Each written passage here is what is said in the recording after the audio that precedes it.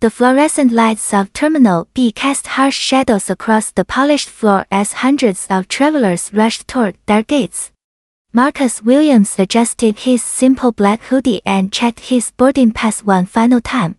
Gate 23B. Flight 447 to Chicago. After 3 months undercover, he was finally heading home. Marcus had served 2 tours in Afghanistan before joining the FBI. His weathered hands, scarred from combat, gripped his small carry-on bag. The exhaustion showed in his dark eyes, but his posture remained straight. Military discipline never left. Officer Blake Mitchell patrolled the terminal with predatory focus. His pale blue eyes swept the crowd, looking for trouble. When they landed on Marcus, something clicked in his mind. Young black male. Hoodie. Nervous movements. Blake's hand instinctively moved toward his radio. Blake began walking toward Marcus with deliberate steps. His jaw clenched tight. His breathing grew shallow. Other passengers continued their hurried journeys, unaware of the storm brewing just feet away.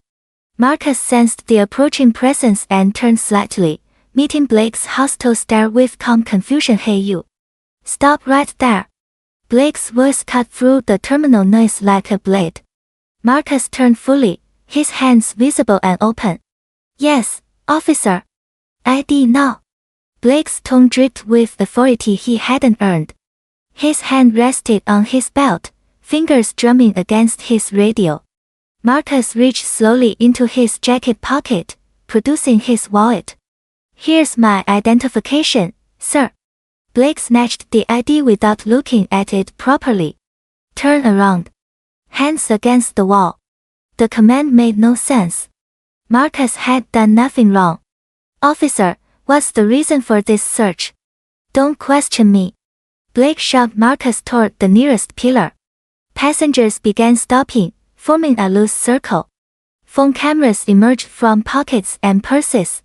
The red recording lights blinked like warning beacons. Marcus kept his voice steady despite the humiliation. Sir, I'm exercising my right to know why I'm being detained. I haven't committed any crime. Blake's face flushed red with anger. Resisting arrest.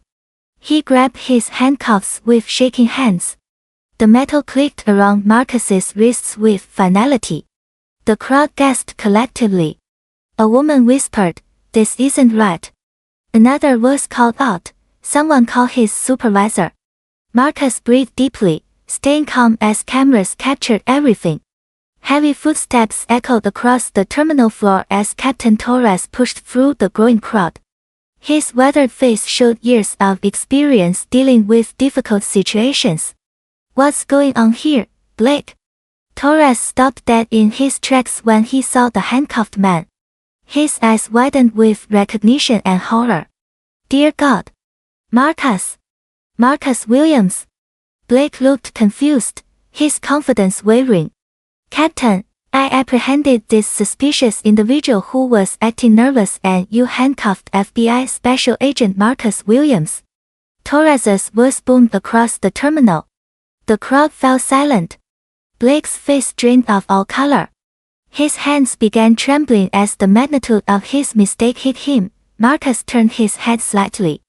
Hello, Captain Torres. Been a while since our joint task force operation.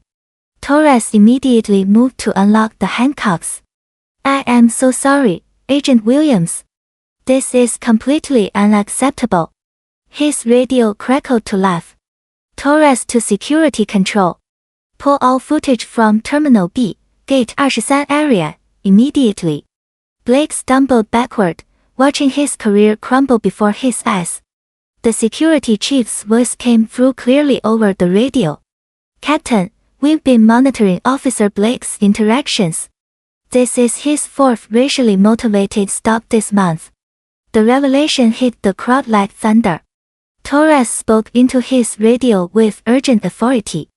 Dispatch internal affairs to Terminal B immediately. Officer Blake Mitchell is suspended effective now. He turned to Blake with disgust. Badge and weapon. You're done here. Blake's hands shook as he fumbled with his equipment. The metal badge clattered to the floor. Passengers recorded every moment of his downfall. His years of unchecked prejudice had finally caught up with him. Marcus rubbed his wrists where the handcuffs had been. He faced the crowd of onlookers, their phones still capturing everything. This moment shows us something important. We cannot let fear and prejudice guide our actions. Every person deserves dignity and respect, regardless of how they look. An elderly woman stepped forward. You handled that with such grace, young man. A businessman nodded in agreement. That took real strength.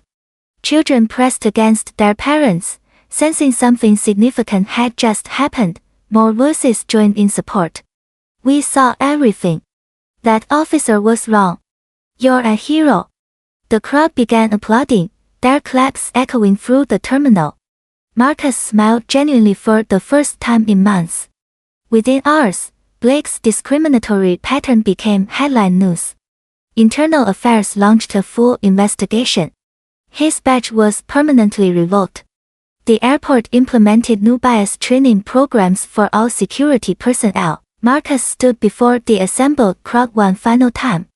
Today proves that justice still exists when good people stand up and speak out.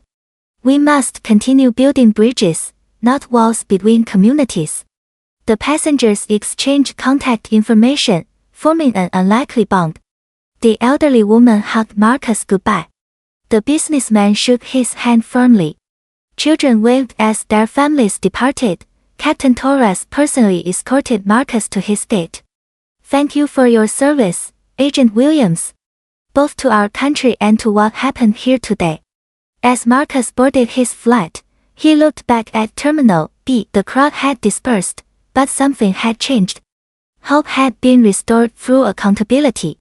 Justice had prevailed through community action. The plane lifted off toward Chicago, carrying Marcus home and carrying forward a message that dignity and respect must always triumph over prejudice and fear.